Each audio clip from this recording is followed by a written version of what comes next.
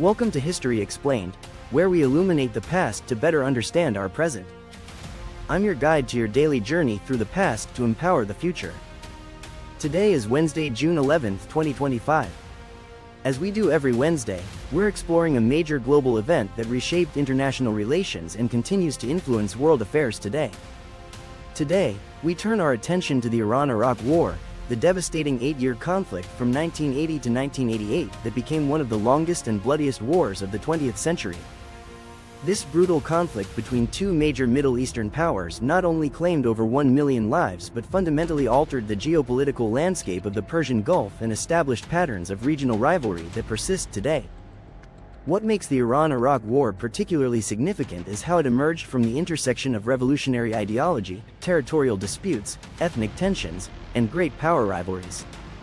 The war demonstrated how regional conflicts could escalate beyond their original causes to become proxy battles involving global superpowers and reshape international relations far beyond their immediate geography.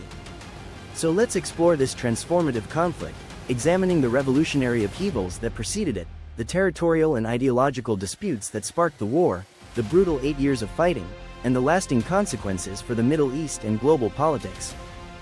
To understand the Iran-Iraq War, we must first examine the revolutionary transformation of Iran in 1979.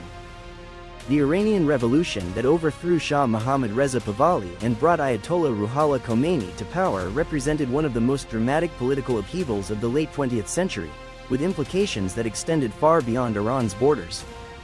The Shah's regime had been a key ally of the United States and a stabilizing force in the Persian Gulf, maintaining the region's oil supplies and serving as a bulwark against Soviet influence. However, his authoritarian rule, rapid modernization programs, and close ties to the West had generated significant domestic opposition across Iranian society. Khomeini's Islamic Republic represented a fundamentally different vision for Iran and the Middle East.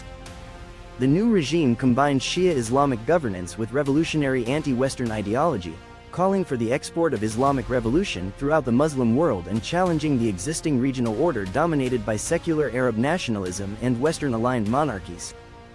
The revolutionary government's rhetoric was particularly threatening to Iraq's Saddam Hussein, whose Ba'ath Party represented the secular Arab nationalism that Khomeini denounced as illegitimate.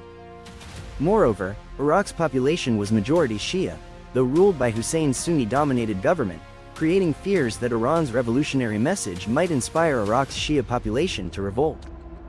Border disputes between Iran and Iraq provided another source of tension. The two countries had long contested control over the Shatt al-Arab waterway, which formed their southern border and provided Iraq's only access to the Persian Gulf. The 1975 Algiers Agreement had resolved this dispute in Iran's favor, but Hussein saw Iran's post-revolutionary weakness as an opportunity to reverse this territorial concession. Hussein also harbored broader ambitions for Iraqi leadership in the Arab world. He viewed Iran's revolutionary chaos as an opportunity to establish Iraq as the dominant power in the Persian Gulf while seizing Iran's oil-rich Khuzestan province, which had a significant Arab population that Hussein believed would welcome Iraqi liberation from Persian rule. On September 22, 1980, Iraq launched a full-scale invasion of Iran, beginning what would become one of the longest conventional wars of the modern era. Hussein expected a quick victory against Iran's revolutionary government, which appeared weakened by political purges, economic chaos, and international isolation following the hostage crisis with the United States. The initial Iraqi offensive achieved significant territorial gains, capturing key Iranian cities and advancing deep into Khuzestan province. Iraqi forces also launched bombing campaigns against Iranian oil facilities and infrastructure, hoping to cripple Iran's economy and force a quick surrender. However, Hussein's expectations of rapid victory proved disastrously wrong. Rather than welcoming Iraqi forces as liberators, Iran's Arab population largely remained loyal to Iran, while the war rallied Iranian nationalism around the revolutionary government. Khomeini successfully portrayed the conflict as a sacred defense of Islamic Iran against Arab aggression and Western imperialism. Iran's response combined conventional military tactics with revolutionary fervor and religious ideology. The Revolutionary Guards, established after the revolution to defend the new Islamic system, played a crucial role in organizing resistance. The war also saw the controversial use of human wave attacks, including the deployment of young volunteers who believed martyrdom in battle would guarantee paradise. By 1982, Iran had not only repelled the Iraqi invasion but had gone on the offensive, pushing Iraqi forces back across the border and threatening to capture Iraqi territory. This reversal of fortune transformed the conflict from Hussein's war of aggression into a struggle for Iraq's survival, fundamentally changing the war's dynamics and international support. The war's middle phase from 1982 to 1987 was characterized by brutal trench warfare reminiscent of World War I, with neither side able to achieve decisive victory. Both countries resorted to increasingly desperate tactics, including the extensive use of chemical weapons by Iraq and attacks on civilian targets by both sides.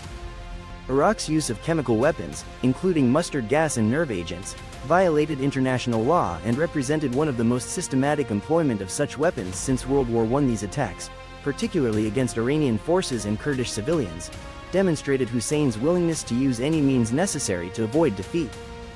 The War of the Cities saw both sides launching missile attacks against each other's urban centers, terrorizing civilian populations and causing massive economic damage. Iran's attacks on Baghdad were answered by Iraqi strikes on Tehran, creating a cycle of escalation that brought suffering to millions of non-combatants. The tanker war in the Persian Gulf added an international dimension to the conflict as both sides attacked oil shipments to damage their opponent's economy. This maritime campaign threatened global oil supplies and drew in international naval forces, particularly American warships protecting Kuwaiti tankers under the U.S. flag. International involvement in the Iran-Iraq War reflected the complex geopolitical calculations of the Cold War era. The United States, despite officially maintaining neutrality, provided intelligence and military support to Iraq, viewing Hussein's regime as a lesser evil compared to Iran's revolutionary government that had humiliated America during the hostage crisis. The Soviet Union also supported Iraq with weapons and advisors, despite ideological differences with Hussein's Ba'ath Party. This superpower convergence in supporting Iraq was unusual during the Cold War and reflected shared concerns about Iran's revolutionary influence and the threat to regional stability. Regional Arab states, particularly Saudi Arabia and Kuwait, provided massive financial support to Iraq, seeing Hussein's war effort as defending Arab interests against Persian expansion and protecting Sunni dominance against Shia revolutionary ideology. This support was crucial in enabling Iraq to continue fighting despite enormous casualties and economic costs. However, the Iran-Contra affair revealed that even the United States was not entirely consistent in its support for Iraq, as the Reagan administration secretly sold weapons to Iran in exchange for help freeing American hostages in Lebanon. This scandal demonstrated the complex and often contradictory nature of great power involvement in regional conflicts. The war's final phase began in 1987 with increased international pressure for a ceasefire, particularly after the USS Stark incident when an Iraqi missile accidentally struck an American warship, and the subsequent Iranian mining of international waters in the Persian Gulf.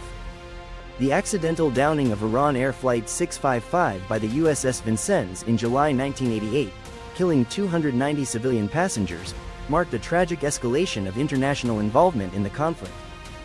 While the United States claimed the shootdown was a mistake, many Iranians viewed it as deliberate escalation, though it may have actually convinced Iranian leaders that continued war risked even greater American intervention.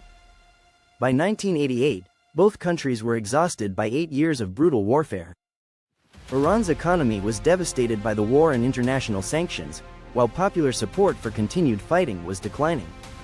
Iraq, despite receiving international support, had also suffered enormous casualties and economic damage.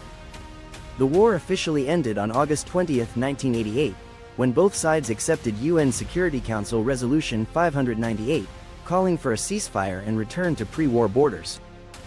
However, the resolution failed to address the underlying causes of the conflict, leaving many issues unresolved and setting the stage for future tensions.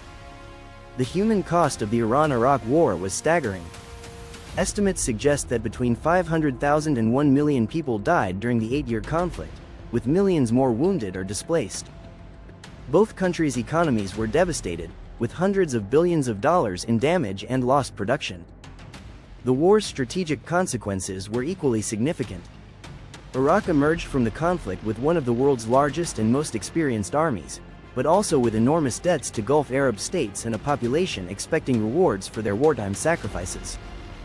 These pressures would contribute to Hussein's decision to invade Kuwait in 1990, leading to the Gulf War.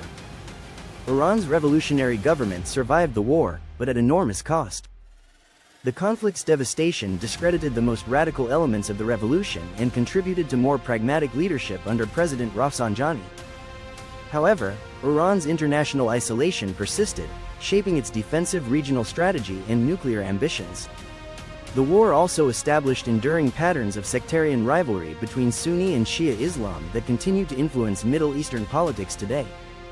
The conflict crystallized the perception of Iran as the leader of Shia Muslims and protector of Shia minorities throughout the region, while reinforcing Sunni Arab fears of Persian and Shia expansion. International arms sales during the war created new networks of military cooperation and dependency that influenced subsequent regional conflicts. The massive weapons transfers to both sides militarized the Persian Gulf and established precedents for external intervention in Middle Eastern disputes. The Iran-Iraq War's legacy continues to shape contemporary Middle Eastern geopolitics.